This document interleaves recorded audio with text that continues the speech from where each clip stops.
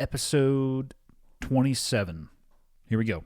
But before here we go, I want to go back one episode to episode 26, and I need to clarify because I've been hit up by a few people who work in the farming industry, and they were 100% correct to hit me up because I made a point of saying during that episode that some hunters are ethical and other hunters are not, and that I don't believe in painting the majority with the actions of a few. And what I should have done is said the same thing about farming or factory farming. And maybe I should have chosen a different term other than factory farming, but I figured or assumed that it was the term that most people would understand what I was talking about. And in that lies the ability, or the possibility, I should say, of obfuscating the point I was trying to make. And the point of what I was trying to make was that I just wanted to be objective and honest about the choices that we make. Whether you rely on farming or whether you are a hunter and are doing your best to remove yourself from anything that looks like traditional factory farming. Bottom line, at the end of the day, I have no problem with how people choose to approach anything that I covered, whether you want to be involved in that process or you want to detach. The only thing I have a problem with is people doing or making those decisions with their eyes closed. That's it. That's really what I was trying to do, was just to be objective. And I should have potentially picked a few more words. So to those of you that reached out, thank you for doing so. You were correct in doing so. And now let us move on to episode 27 with a guy I've known for quite some time. I would say, yeah, I've known him at least 10 years. Worked with him for quite a few. Have stayed good friends even after we drifted apart geographically and didn't have the chance to work with each other anymore. But his name is Chris Spealler. And the most important thing that you should know about Chris Spealler is that he's short. And that's what you get, Chris, for making fun of me during the podcast, because I get the intro and you don't get to say anything. Now, Chris is an amazing guy. He explains who he is and what he believes and what he's up to much better than I ever could. So I'm not even going to attempt it. He is for reference, he is the owner of CrossFit Park City. He is also the owner of Icon Athlete, and I will put up the links to both of those in the descriptive text about this episode. And that is it. Let's get into it. Episode 27, coming at you. Okay, got the red smoke. Gun run, north or south, west of the smoke, west of the smoke. Okay, copy, west of the smoke. I'm looking at danger close now. Come on with it, baby, give it to me, I need it. Get cleared hot. Copy, cleared hot. It's funny. I know you and I, we did the Icon podcast, and I think we probably talk about this or have talked about it once or twice, but it's the same conversation that comes up as we try to figure out when and where we met each other. Yes. I don't know if we've ever had a great answer, but when I was thinking about that, a crystal clear memory that I have of you is the first time that I knew that I hated you / that I was very angry with you. Perfect. And that was at the first ever CrossFit Games on the run when you were so far ahead of me that I didn't know it was you at the time because I don't think we had met at all. No. But I just saw this person so far ahead of me that I just wanted to catch them so I could choke them to death. And then that person happened to be you. Imagine that. I'm going to tell you something, Andy. I didn't even know you were running, probably because you were so far behind me. But I'm going to withhold my colorful comments on that one. Yes. There's a picture. I don't know who has the picture, but yeah, I mean, running, first off, I'm a little bit taller than you. I'm a little bit heavier than you. Yeah. You're going to get me every single time when it comes to moving over uneven terrain, but I'm going to get you every single time when it comes to reaching for the next rung on the ladder. So agreed. Somewhere in between the two. Some give and take, right? Yeah. Whatever you got to do. So yeah, I distinctly remember that. Who knows when we first met? And then I was thinking, man, we actually traveled a substantial portion of the U.S. together, teaching at the CrossFit level 1 seminars, teaching the conceptual stuff and teaching people the movements. Yeah. And your background kind of always fascinated me. So instead of me murdering it, because actually what I would do is I would also make things up that I found to be interesting. So I'm going to let you get to take it for a minute and just give me the give me as in depth as you want to into who Chris Spealler is. Oh, wow. I mean, that's a loaded question, Andy. But from the time that I met you, I guess I was on level 1 staff, and that started in 2008 is when I started. Actually, Andy, I don't know if you remember this. One of the first times I had like more interaction with you was at my level 2. You were actually one of the, I guess, like the proctors there. You graded me. It was you, Sherwood, Castro, and I think Nicole Carroll was there, and you guys were like grading us on our level 2. So that's a may have rough been crew. I'm going to tell you right there that's a rough audience to go in front of. Yeah, I remember it well, and I remember you were hiding behind a pair of these like cool white sunglasses in the. Okay. Oh, no, hold on. You were or I was? Because I've never worn white sunglasses in my entire life. You were. No. And you were hiding behind some sunglasses. Okay. And that is possible. The fact that they were white, impossible. Never. Possible. Well, that's in my memory. All right. but yeah. So I worked seminars, and it all kind of happened at once. Like I found this CrossFit thing in 2006, and started doing it in the Globo gym, and then shortly after that, went to my level 1. I don't want to interrupt you, but tell me about before that, because like it's where much are you cooler. from, and how did you actually find CrossFit? Yeah, so I grew up on the East Coast outside of Philadelphia. I grew up kind of close to Westchester, Pennsylvania, and I was into sports growing up. I was, shocker for those of you guys that are not ready for this, I was a small kid. And I played all sorts of sports. Like I grew up playing soccer, running track, playing lacrosse, but I really gravitated toward wrestling. And partly because, it seemed fair because you could wrestle guys your own size. And it's funny because CrossFit's not like that at all. But yeah, so I started off with that and really found myself attracted to that, wrestled all the way through middle school, high school, and then into college. And then once I got out of college, I kind of was lost in the sense, didn't really know what I wanted to do. So I moved out to Utah. I'd always wanted to move back to the mountains. I was born out here, and I just love the mountains. They're way cooler than not the mountains. And I have to agree. Yeah. Also, I mean, if you guys have never been to the mountains, you need to go. And I'm a firm believer that the mountains are much better than the water. I know some people will disagree, but so much better. I'm going to say that they each have their hidden challenges and hidden rewards. Okay. You just don't know how to swim that well. So No. Yeah. Why do you say that? Because I grabbed you at the 2012 CrossFit Games and said, "Andy, teach me how to swim." I remember that. Generally a subtle indicator. Yeah, for sure. Where'd you go to school and what'd you study?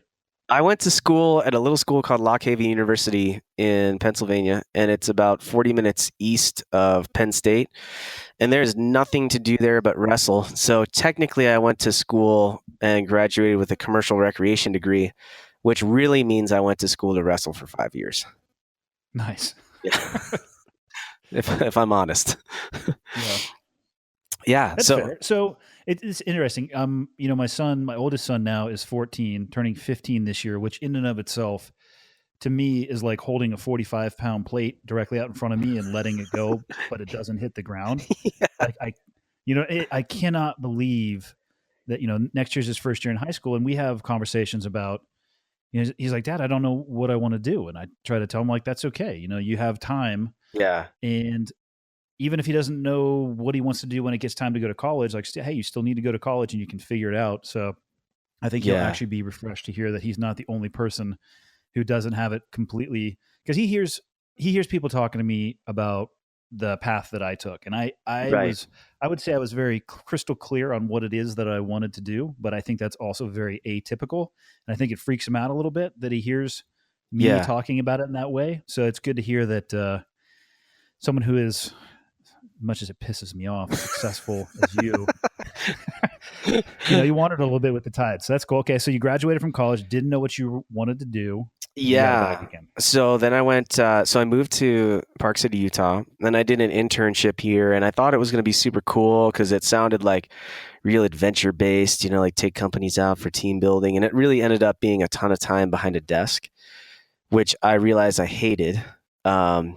So I did that for, the 3 or 6 months that I needed to. And then that summer, I like fully turned into this kind of like mountains bum, ski bum kid. And I did everything from working in like ski repair shops to managing them to I was a bike mechanic. I sold skis. I did personal training on the side. I would do like odd jobs like masonry work with my buddies or sleep in line at Sundance to get tickets for someone and get paid for it. Just like super odds and You were exploring ends. the space for sure. If you were Yeah. sleeping in line for tickets. Yeah, exactly. And so I did that for like 4 or 5 years. And I remember during that time, I met my wife, Sarah, and ended up getting married. And there was like a real struggle there because I think as dudes, we have this sense of obviously like needing to provide for our family and for, our spouse. And like, I think it's just the way that we're made, the sense of provision and protection. And I had no idea what I wanted to do. And I think I had just found CrossFit and we had just gotten married the summer before and I think she was doing student teaching and I was still working at the ski shop. And, I even went to Sounds like you guys were, scraping it together. Oh my gosh. For sure. Oh gosh. Making $13K a year, just crushing it. So it was like a really awesome time looking back, but also at the time really challenging because I had no idea what I wanted to do. And I was like, man, I need to make money. So I looked into like selling insurance and I think I was going to take a test or I did take a test and I failed. And it was just like this crazy time. I was going to open up a mobile bike repair shop out of the back of my truck. And then that, changed paths. And this buddy of mine, I was grabbing breakfast at his house one morning and I had just found CrossFit, maybe a couple months before. And I was doing this thing called Young Life, which is this big non-denominational outreach for high school kids and just kind of trying to figure it all out and still working at the shop. And this one guy called me out and he's like, hey, what would you do if you want to do anything? What would you do? I was like, well, I'd probably just keep doing Young Life, because I enjoy it. And I would open a CrossFit gym. And he straight up was like, well, then why don't you? And I honestly, I couldn't find an answer. And I just looked at him and I was like, well, because I can't. And he was like, why? And I had no reason why, other than I just didn't think I could. And he really encouraged me to take the step. And so I got a credit card with a $5,000 limit and bought a plane ticket to Golden and took my level 1 and affiliated. And you guys affiliated pretty early on. Like I was looking at your website because you own CrossFit Park City. Yep. And you affiliated in 2007. Yep. And in the description, it says you were the first CrossFit gym in Utah. We were, yeah. And for people who aren't familiar with that world, I used to be very deep in that world, and now I have obviously a much more outside perspective. But for people who are familiar with what CrossFit is now, from my opinion, what I will say is what it was then was substantially different. Yeah. Just due to the size. And when you're talking about being the first affiliate in a state, you got onto the train pretty early, I would say. Yeah, super early. I think there were maybe like 130 affiliates around the world. And now there's something like 15,000. Yeah, there's quite a few. I mean, there's probably 130 affiliates in the greater San Diego area that we moved away from mid last year. Yeah. Actually, I'd be surprised if there weren't more than that, actually. But so, yeah, okay. My favorite question to ask people, and actually to myself and to my kids, I love why when they say they can't do something, Yeah. to throw that right back at them, because if you actually listen to it and take it for what it is, you got nowhere to hide. There's a spotlight on you, and it's like, well, can I reach in my back pocket here real fast and pull out an excuse that's worked for me? What can I say to Dad that will make him believe that I can't do this? Yeah. So, okay, so you affiliated in 2007. What year was the first CrossFit Games? Was it 2007? It was. I affiliated in, I think, April or May of 2007, and in June went to the CrossFit Games. Which had a different entry protocol Yeah, than the current year's as in games. you show The up. proof of that being, well, yeah, I was going to say the proof of that being that I competed in the first year's CrossFit Games. Andy Stumpf, Legitimately Games finished. competitor. I'm on the board. Yep. I am a games competitor. I finished 10th out of 9 competitors. So I'm on there though. No, I remember sitting there with my wife. It's hard to describe to people who see it on ESPN Oh my what gosh. it used to be. Yeah. But there was an open rower in the rowing workout, and I remember looking over that's at Dave. right. I was like, "Hey man, do you mind if I hop in?" He's like, "Yeah, go for it." And that's how I ended up doing that, and then got my ass handed to me by you on the run. Where'd you end up finishing that first year? I think 4th. Not the podium. Pretty good. Not Didn't the make podium. Yeah, 4th. Third is loser. Definitely the third loser. I'm glad we have the same mentality about that. But hey, you know what? 10th is even farther It down. is. God, that irritates me because I was only 5 places behind you then, and that's the closest I've ever come in my entire life to being able to compete with you when it comes to exercise. It only got worse. Except I after that. can't jump off cliffs in a wingsuit, so we're even. Yeah, but that's probably a good thing from a statistical perspective. I wouldn't teach you if you asked me to. So, okay, you must have been hitting it pretty hard then, because you had that was the beginning of your competitive career. Yeah. How many years did you end up going to the games after that? As an individual, I went 7 times, and then as a Masters individual once. So I guess 8. I feel bad saying this, it's no discredit to anybody that is a Masters competitor. But for me, in my mind, I went to the CrossFit Games 7 times. Yeah, I think that's fair. And I also think that people who hear that may not understand exactly what that entails. And I only understand it from a peripheral perspective because, again, working for CrossFit headquarters, I was around you guys all the time, which I actually think was wildly unhealthy for me, considering I can't not compete in everything that I do, and constantly being surrounded by people who are training and competing in the games and getting your ass handed to you. It's humbling. I spent a lot of time just crying in the closet with a bottle of Chardonnay, trying. Just ditching it back to us verbally. I mean, you got to go with your strong points. And I'll tell you what, I'm being dead serious. I think it actually was a little bit healthy for me when I stopped hanging around with people that were that competitive about that activity, because it allowed me to recalibrate. And I've actually started enjoying training much more than I did when I was in that environment around all of you that were doing it 24/7. Yeah, I'm in the same boat. It's funny you say that because, I think there's been a real shift for me. In the past, I last year I went to the games as a Masters, but just kind of, I guess unintentionally, I guess you could say. But I find myself enjoying training in the process much more now than previously, just because it's not all about the placing. It's just about the process, and honestly, just kind of like embracing a little bit of the suffering during the workout, which I don't know. I think you could probably agree to this. There's some piece of me that enjoys that, and it's nice to be able to enjoy it for what it is. I think it's my favorite. Yeah, I think it's my favorite part is that, I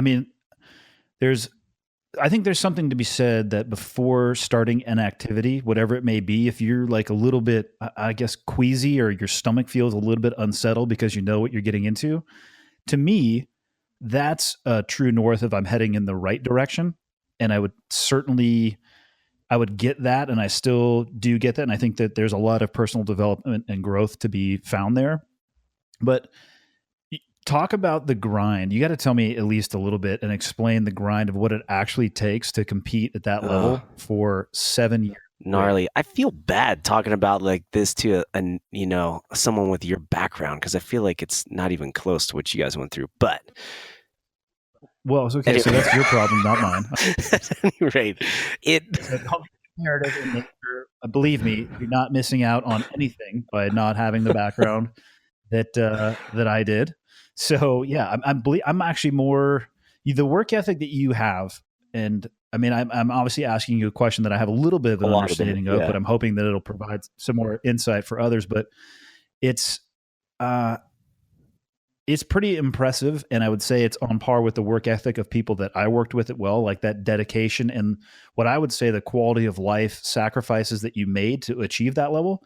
So I think it'd be good for people to hear about. Okay, that makes me feel better. I appreciate that, Andy. But I think for me, I was kind of lucky in that I sort of evolved with CrossFit and competing. It's, in 2007, kind of through 2009, there was this sort of vibe where it was still really young. And if you were just sort of this standout athlete that you had experience with some of the things before and you had a couple screws loose, you were willing to work really hard, you could still go to the CrossFit Games. And it was like that. And then 2010 to 2012, it kind of changed. It started getting more serious. There were qualifiers and programming became, money came on the scene a little bit. Not a ton, but especially, 2012, there was some substantial prize winnings and stuff. And so programming, coaching, and so that started to come into play. And now volume for your training came into play. And that turned into, what might be like 2 to 3 hours a day of training, kind of reorganizing your life a little bit to make sure that that was a priority and you had to stay on top of it. And you were doing things that you didn't like to do, but it made you better. And then after that, and I feel like kind of after 2012 and on, it got real serious. And in 2014, my last year competing as an individual, I mean, that's what everything revolved around. I was still working, teaching seminars at the time. So my biggest training days were like Tuesday, Wednesday, Thursday, because I was home. And those would be usually me in the gym from about 9:30 a.m. to about 1 or 1:30 p.m. And then when I got home, it didn't really end. It was, recovery, taking a nap on the couch, doing recovery stuff and ice baths and Normatec and rolling out and getting massage work done, and making sure you're eating enough food. And at its peak, consuming, would that be a good word for definitely. And, there were times like where I would work a seminar on the weekends and I would do workouts at lunch. And then I remember one time I had to stay around for almost 3 hours after the seminar just to get the rest of my training done. And, while most of the people are like-minded, so they understand what you're doing, even though they might not be in the same space. So they were super supportive and would either wait around or I would meet them at dinner or something. So there were some times where sacrifice is definitely, it's a selfish lifestyle. If people ever wonder about that, it's all about you and your training and maximizing your human performance and not much about anybody else around you. Well, what I would say, or from what I've seen, is it doesn't necessarily have to be that, but you just won't go to the games. 100%. And in fact, for people, it's funny, I was talking to some people I work with and we're just trying to really define, like who we are with this online programming that we do. And it's like, I think there's this huge void. There's this huge gap where there are people that, like you and I have gone through this cycle of training, like we've done the CrossFit stuff and we've done it for long enough and kind of did a little bit of the competition, or we're at least around it in a little bit. And we've evolved and like grown out of that phase. But we also know how, like, if we want to do some more, we can. If we don't want to, we don't. Now, there's this big no man's land because I think there's this big chasm right now where people, they do CrossFit or they train at whatever they do, and then they want more, but they don't know how much more. So the only thing they go to are these just massive, like crazy volume. Well, I'm going to do what the guy that won the CrossFit Games did, or I'm going to do what Lance Armstrong did, or I'm going to do what, the Navy SEALs do. And it's like, whoa, there is a middle ground here where I'm going to say all three of those are yes, bad ideas. they're horrible ideas, but people do it. Unless you're Lance Armstrong, you actually are a SEAL, or you're the dude who won the CrossFit Games. Then it's a good idea. But people, I feel like they have to try to emulate that, or that's because they want to do it more. Well, that's the guy that does it more, so I'm just going to do that. But I think there's this gap in the middle that we can fill, and we can say, you know what, you can do a little bit more, or you can spend a little bit more time doing that thing, but it can be within reason, and it can be healthy, and it can be something that allows you to still live your life the way that you want to, and it doesn't have to be consuming. It doesn't have to be selfish. You know, it's funny you use the word healthy. Again, from an outside perspective, from somebody who never had the desire, work ethic, pain threshold, or did I already say desire and work ethic to work out as hard as you guys did, and girls, because the female CrossFit athletes can whip my ass left, right, and center. Yeah, I have seen it from the outside perspective, and I've seen it, I guess, more recently with some of the, let's say, the younger athletes, maybe even people in the late teens and in their early 20s who are so consumed with trying to get to the games, and there's absolutely nothing wrong with that. Make that perfectly clear. Like, I think it's a noble pursuit for sure. You're finding out about yourself. You're pushing yourself very hard. All things that I absolutely agree with. There's a right way to do it. To see that there's a right way to do it. And I would almost say that by sacrificing a lot of life experiences, so you make sure that you get your squat session in, I would almost say that it's the opposite of being healthy, depending on the lens that you look at it through. Like, yes, you'll be really in shape, but I think some of them go too far, like they're overtrained.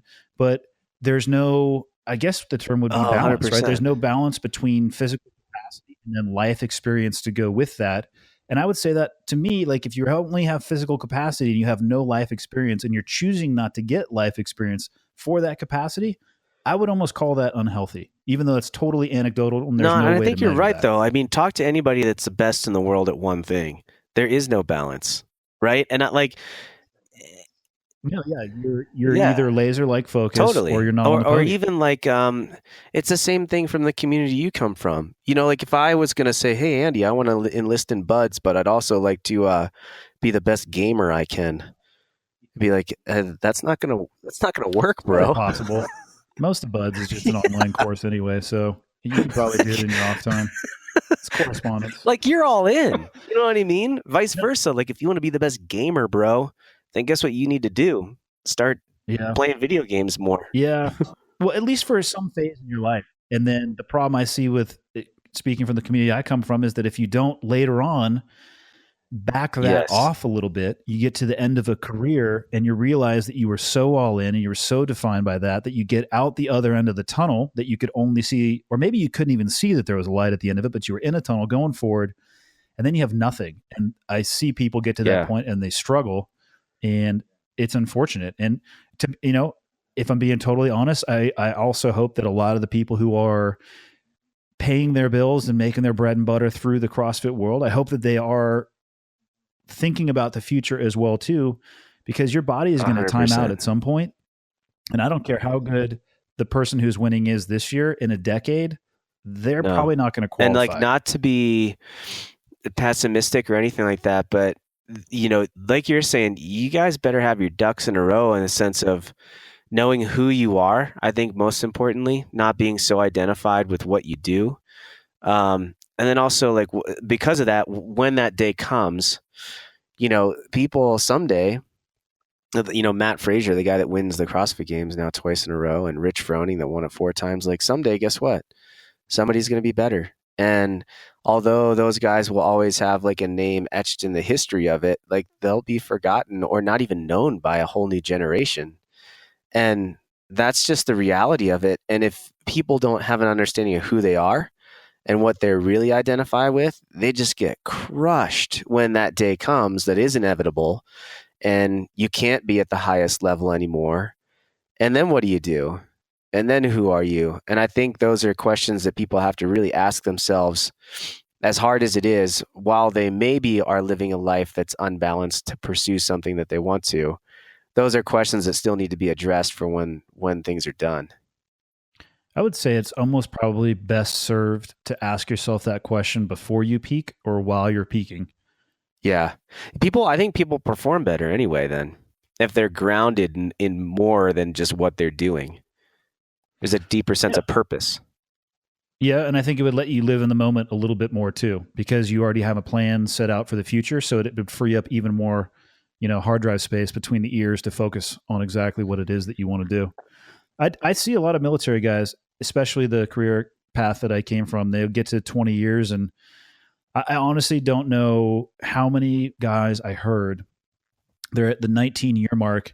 Like, yeah, I just started on my bachelor's. Like, dude, You've had 20 years. well, they were busy, right? And they were busy and they were selfish. I'll be the first to admit that the lifestyle that I lived, and I'm still to this day dealing with the secondary and tertiary effects of that, whether it with my relationship with my wife,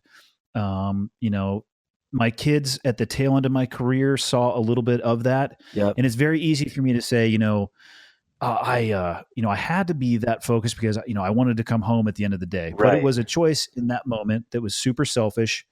And it did make me better at my job. Yep. But I think I've said this before, and I think I said it recently. One of the best things that I think happened to me was actually getting hurt, because it forced me to very objectively, physically and metaphorically, laying flat on my back, going, okay, what the hell is next? Yeah. And so I started looking at options, and that's actually how I started working for CrossFit. It was about a year after that, after using that training methodology for rehab. Yep. Meeting Greg when I was home on vacation in Santa Cruz, and I literally looked up the website. I was like, what? This is right 6 blocks from my parents' house. Totally random, But that was the off-ramp for me that made it okay for me, or made it, not okay is not the right word, made it easier for me to step away from the military. Yep. Because I had something else. And I have watched quite a few people who do not think about that until the 18-year mark, the 19-year mark, 19 years and 11 months. Yeah. And yeah, I just started on my bachelor's. It's like, bro, you are behind the 8 ball. And then it forces them or channelizes them to making poor decisions when it comes to their occupations afterwards. Yeah. And it sucks. And there's a lesson to be learned there for sure. Yeah. I think this is what's the hardest thing for me now, and this may be way off topic, but you already like it. Yeah. So I'm knocking on the door at 39. How old are you, Andy? You and I are like right there. We're within a year. I am 40 years old. I am your senior in every way. In every way. So we're a year apart. Age. Good looks. I mean, that's obvious. We don't need to say. Totally. But here's what I find is the hardest thing right now. So, and I don't know if I'm having a midlife crisis or what, Andy, but like I am trying to find the balance now between thinking ahead, right? And like being wise with the work that I do, the finances, like what does, because kind of we're in a similar position where like what we have going on right now, I don't know what that looks like in 5 years. I don't know what that looks like in 10 years. It's like we can come up with game plans and stuff, but it's still like this really, think like fluid situation kind of, So I'm trying to be really wise with what that looks like in 5 years, 10 years, when I'm 50, 55, but I'm also really trying hard.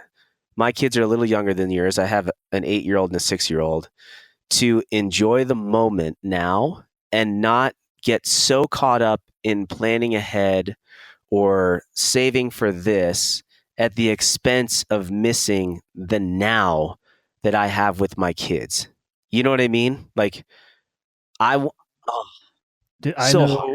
know at an extremely deep level exactly what you're talking about. The conversations that I have with myself, I struggle with exactly the same thing. My least favorite question is, what do you do for a living? It's like, I don't know, which isn't a good starting point for a 5-year plan, Like, so the most important piece of information probably in your life, but I know specifically in combat, is where are you?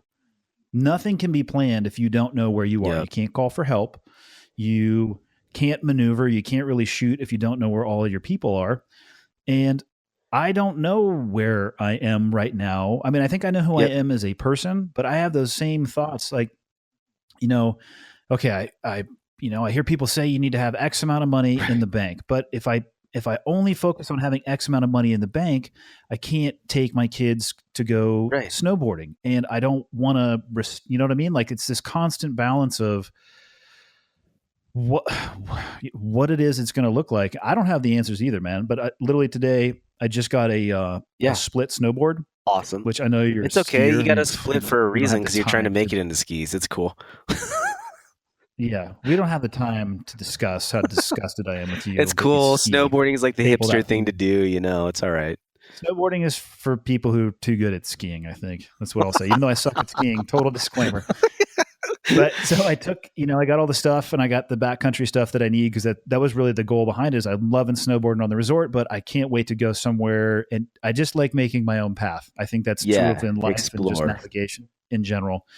And I'm, I got put the skins on it. The whole thing is cool. It's like it's Yeah. a new skill to learn, which is the way that I look at it. It's a new challenge. So I skinned up the mountain today. I think it was probably 1,900 feet, something like that. And the whole time I'm skinning up the mountain, I'm just having not intentionally, but my mind just keeps coming back to, what are you doing? Like, what's the next step? And maybe from the outside to people, it looks like I have my shit together on that perspective. But I think every single person comes to a point in time where they struggle like that. Yeah. Because the worst decisions I've ever made in my life were about money. Yeah. I stuck with a job for far too long, being unhappy with it because of money.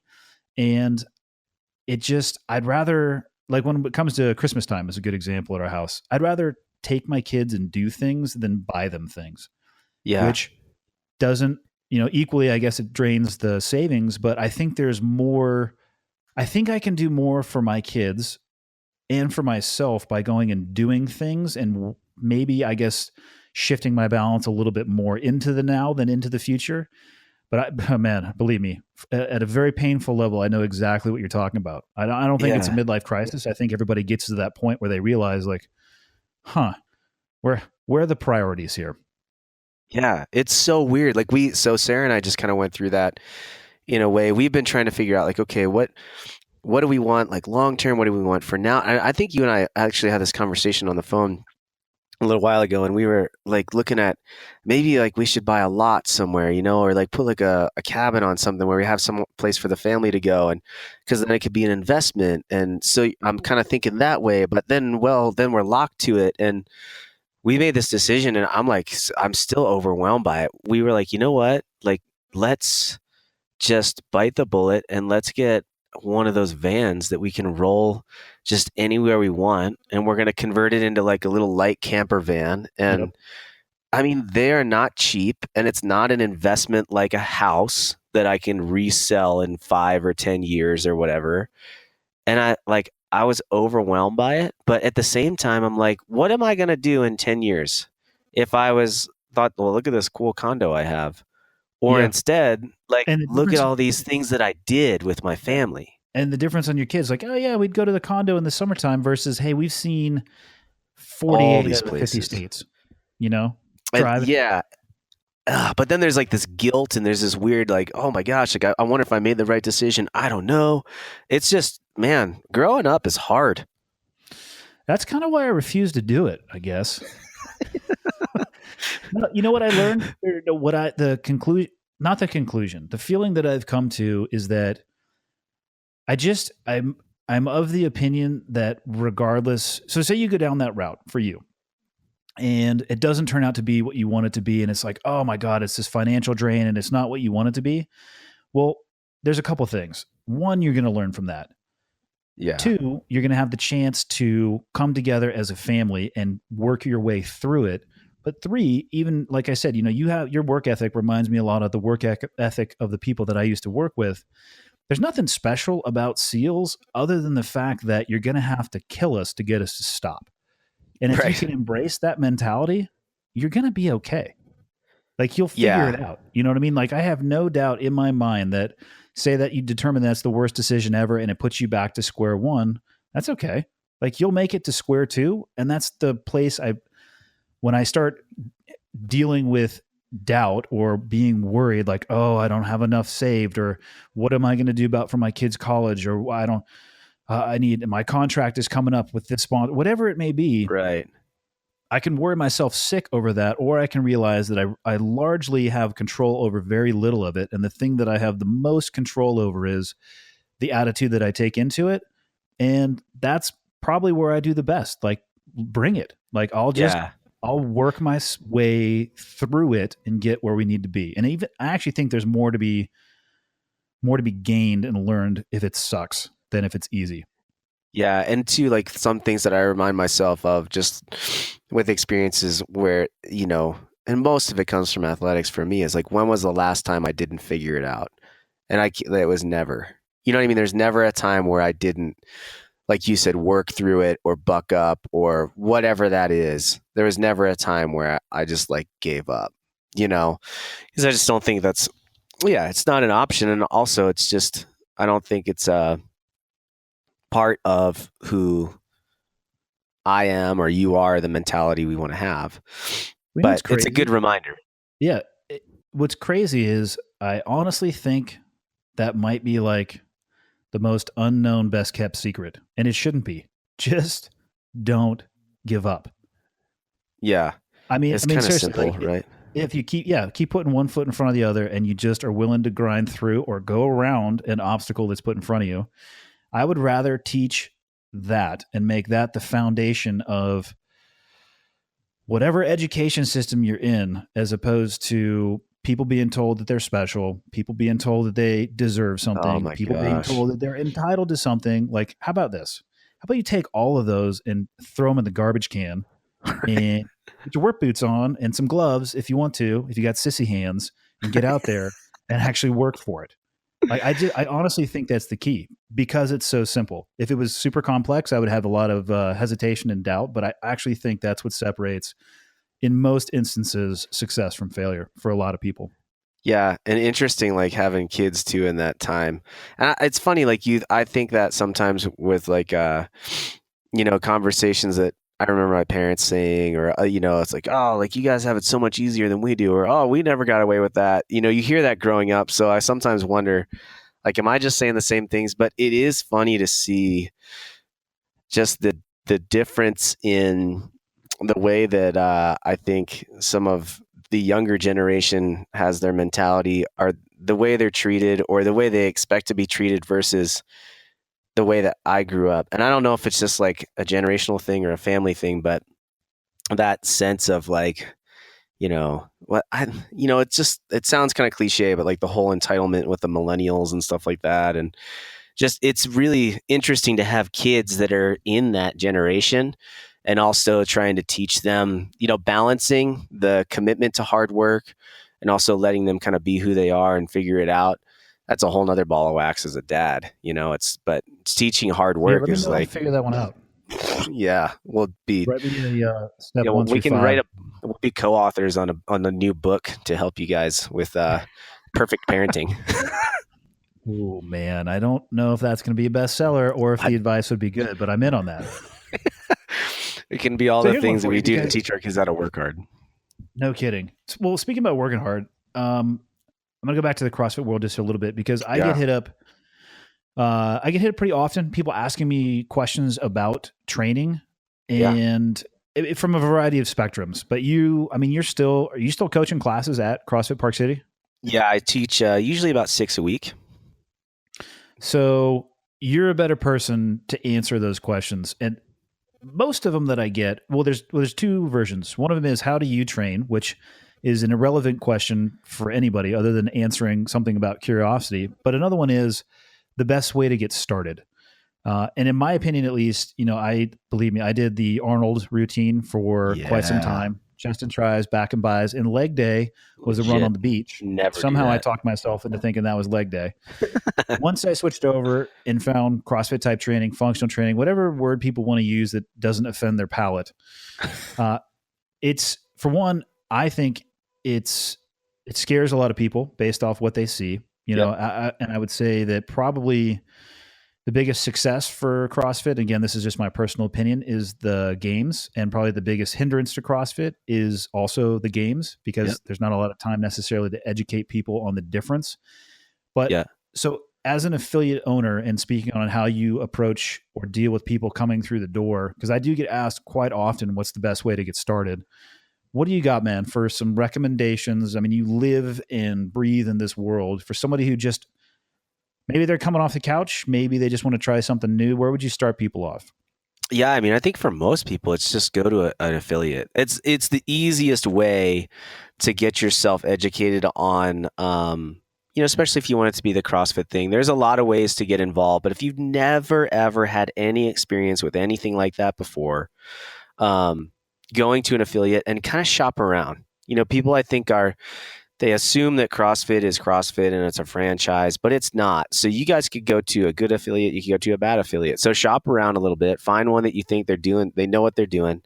You could take some one-on-ones with them to learn the basic kind of fundamental movements, and then just work out in your garage. Or you could take some one-on-ones from them and jump in on classes. There's a lot that can be gained from you learning basically what they call the 9 fundamental movements of CrossFit, and then maybe a couple little things on top of that.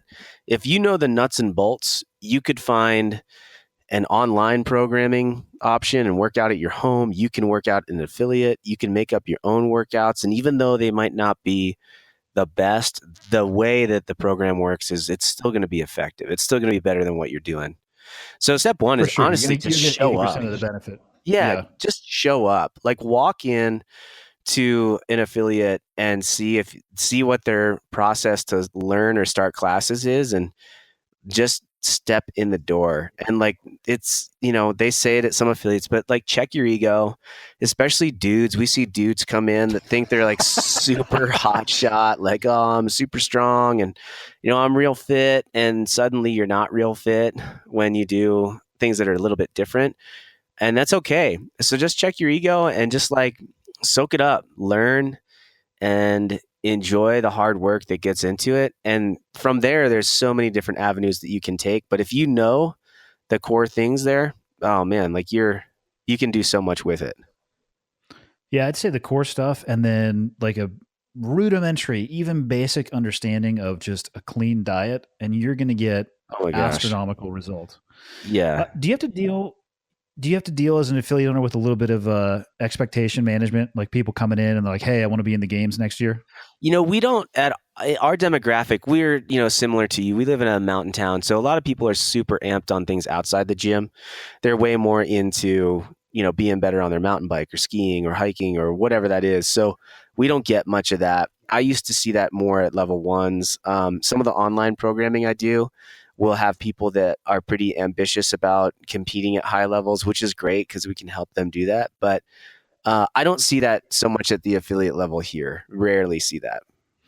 I think it's actually a good sign. When I owned the CrossFit affiliate in Coronado, it's bizarre to me, the expectations that people will have. And one thing when it comes to training, one thing that I would get often is people would come in, right? There's all shapes and sizes.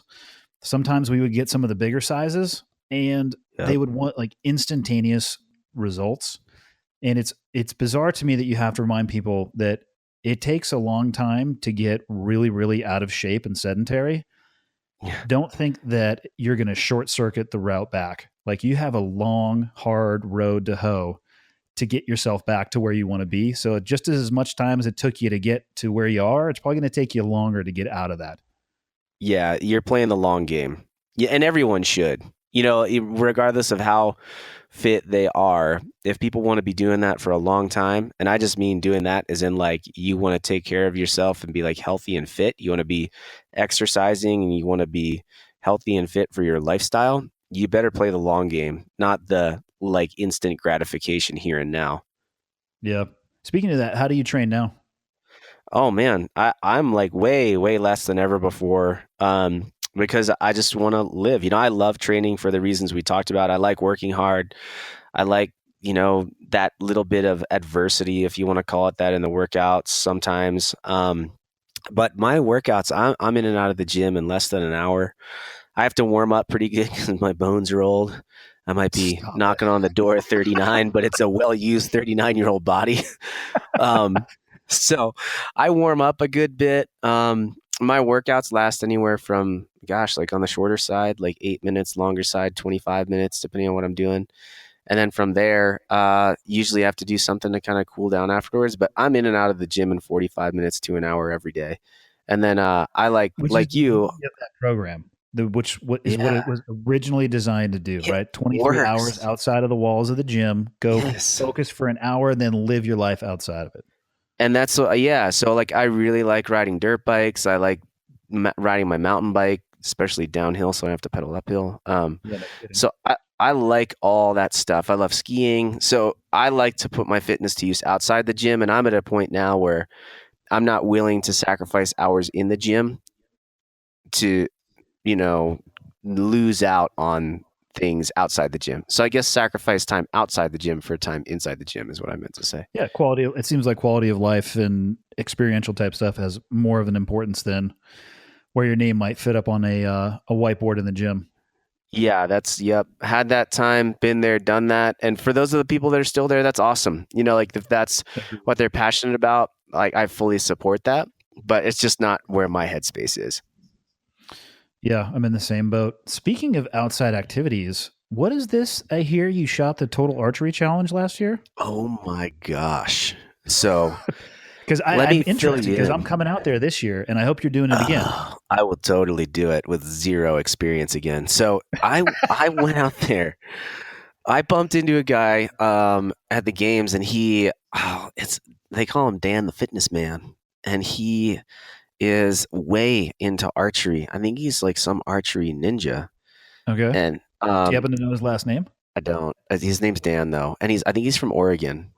And he was Dan working the Fitness Man from Oregon / Archer. And I bet he listens to you. So Dan, thank you for the connection to Hoyt. Because he connected me with like him, and then I was walking around Snowbird and I bumped into Brian Call. Do you know Brian?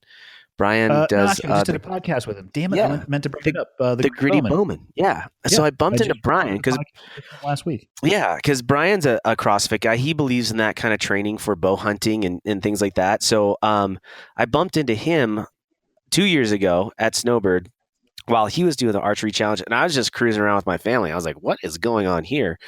And he bumped into me, recognized me, and was like, "Hey, I CrossFit. Can I do a podcast?" So long story short, I did a podcast with him. Ended up getting a bow from Hoyt, and I literally had shot the thing probably, I don't know, for 30 minutes inside of a range, and I had it sighted into 20 meters with the first pin there. And probably 20 yards, but 20 I like where yards. your head's Okay, at. sorry, 20 and yards. With that pin sighted in, it's time to compete. Exactly, because if you're sighted in at 20 yards, then you can just do whatever you want with the other pins. So I went out there having shot the bow, I don't know, for 30 minutes inside, and I went with Brian. Get this, okay? So here's the group I was in. Is me, Brian, the two owners of Mountain Ops. You know Mountain Ops? Yep. So those guys. And I think there was a couple other people, and Cameron Haynes. You know Cameron? I know him as well. Yeah. I took him for a tandem, and I had dinner with him twice last week. Okay, so I'm walking around, and everyone's like, "Cam, what's up, Cam? What's up, Cam?" And I have no idea who Cam is. And I just looked at Brian, and I was like, "Look, I know this is going to sound stupid, but I can tell Cam over there is a big deal. Like, why is he a big deal?"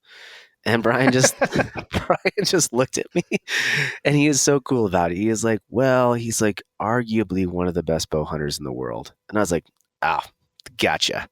So I went out there with my 20-yard sight just totally dialed in and proceeded to lose arrows left and right. And did you say anything before, or did you just launch it? Because that was your chance right there to talk the most epic shit. And just to be like, "Hey guys, I'm going to go first, and I just want you to know this is the face that's going to kick you into the dirt for the rest of the day," and then just airball it like 40 yards into the trees past the target. Man. I did that, and there was some unethical hunting on my part that I learned about. I shot a foam deer in the face, and they were like, "Whoa!" So I learned all sorts of stuff, but I had a blast, man. So I have every intention of trying to get out there. I just need to buy myself some more arrows since I lost all of them. Yeah. Well, your draw length is probably somewhere between 6 to 8 inches. So my It daughter might is. have some you can That's what borrow. happens. That's what happens when you have those stumpy little, arms. Yeah. You know what? I might have the advantage over you on archery with the longer limbs. Oh, you probably do just in the whole like shooting accuracy department. Yeah. Well, now I try to not go more than a day without shooting my bow. So Okay, because the it's last time I shot mine was at the Total Archery Challenge.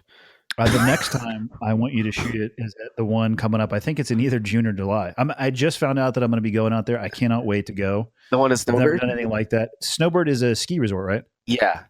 If it's the one that's in Utah, that's where it is, and it's a blast, man. It's so fun, and That's what we'll I've have heard to from find a everyone. And way. if you can say that, It's if you awesome. can say that with no experience whatsoever, then Oh, that's none. awesome.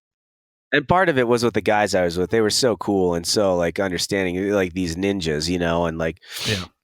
that's all they do. And me, so I'll just show up next year with last year under my belt. It'll be good. I mean, yeah, you're more experienced than me in that world.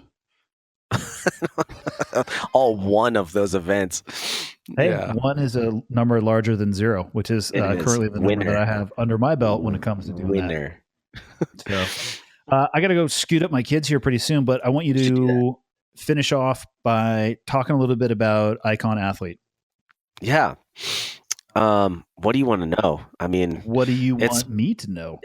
it's my world. So since leaving teaching seminars every weekend and traveling, my focus really, the gym does its thing, but really I just spend most hours of my day trying to help grow Icon Athlete, which is just an online programming service. So for people that are looking to get started in this fitness thing, for people that know CrossFit, for people that are just kind of dabbling in it, we are kind of that voice. That's what we want to be, is just those people that fill that gap that we talked about, where you're doing some fitness stuff, but you want a little bit more, but we're not looking to have this epic 6-hour a day program to try to go to the CrossFit Games or win the Ironman.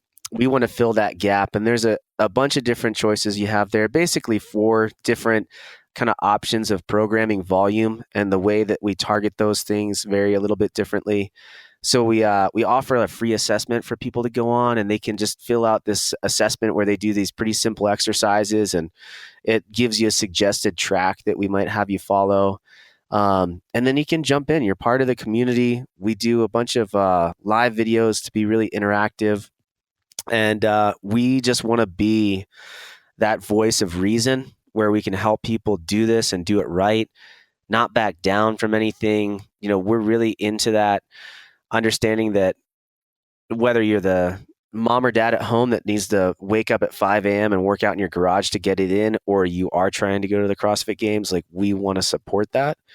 And that's the community that we want to run. So we really enjoy the community vibe, and that's what we try to provide for people that sign up. And yeah, there's a lot of ways to be involved, but iconathlete.com is where you can find that assessment. It's free. You can check it out and hang out with us. We have people working out in their garages and barns and affiliates, and it's awesome. I love it. It's been a lot of fun, a lot of work, and a lot of fun. Some of the coolest workouts I've ever done were miles from a gym. Like, just like you said, Yes. garage, barn, like looking around like, hey, that rock looks heavy. Go grab that thing. Like, and just Go pick using your that up. imagination, man. Yeah, and what's cool is we offer, for people that are in that position, we offer at the bottom of one of those tracks, it's called the Unify track. We offer a garage gym version where all you need is a set of dumbbells, a jump rope, a box, a pull-up bar. You're golden, and you can get way more fit than you think. Yeah, probably surprisingly more so than you think. Yeah. Well, right on, man. I'm not going to take up any more of your time. Thanks for linking up with me. Yeah, thanks for the time, Andy. I appreciate it, man. That is all for this week. I did not hit my Monday goal, but it's still this week. So I'm going to count that as a partial, I'm going to say 2/3 victory. I'm heading to SHOT Show. And for those of you that don't know what SHOT Show, or what the SHOT Show is, or what the SHOT Show stands for, I'm in the same boat. I actually don't know what SHOT stands for. It's basically a tactical convention/trade show in Las Vegas. I'm going to be there Tuesday through Thursday. If anybody is in the area and wants to link up, hit me up. And I'll be working with 511 Tactical. They are my footwear and apparel sponsor. If you guys are in need of some bomb-proof stuff that's not going to fail you in moments that matter, I would highly recommend you check their stuff out. One of my favorite items that they make that I've been wearing for a long time is their jeans. They make a pretty killer set of denim jeans. And I get precisely 0 cents for saying that. I actually just love the things, and I'm going to be wearing them out there. So come check them out. Thank you, everybody, for reaching out. Thank you again I try to say this every time. Thank you for everybody who's reaching out to me. I'll get back to every email that I can. Thank you for the feedback, both good and bad. Thank you for the reviews on iTunes. And thanks to everybody who is supporting the podcast through buying the shirts and the sweatshirts and the hats. I'm just going to take that money and put it right back into hopefully building the podcast and doing more cool things. Maybe get some airplane tickets for really interesting people to come out and do some face-to-face interviews, or maybe use it for airplane tickets so I can go somewhere and talk to some people specifically for the podcast. I don't know, but I'm going to put the money back into it and see how good we can make this thing. And it's not going to happen without your feedback. So thank you for everybody who took the time to write me a review. And if you haven't, go to iTunes, write a review.